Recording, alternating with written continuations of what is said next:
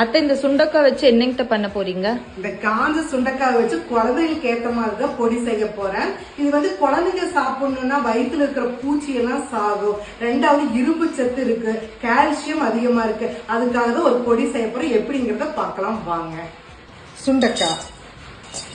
சுண்டக்காய் லைட்டா சூடாயிருச்சு, எடுத்துக்கலாம். 1 ஸ்பூன் சீரகம், 1/2 ஸ்பூன் மிளகு, 3 வரமிளகாய், அளவான உப்பு,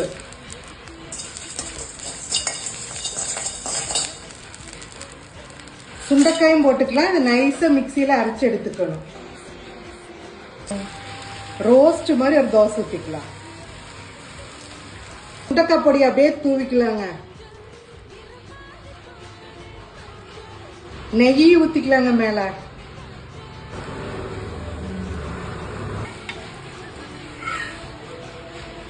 அப்படியே சுண்டக்காய் பொடி தோசை ரெடிங்க. இந்த மாதிரி நம்ம குழந்தைகளுக்கு கொடுக்கறப்போ அவங்களாம் விரும்பி சாப்பிடுவாங்க. இதே மாதிரி நீங்களும் செஞ்சு கொடுங்க.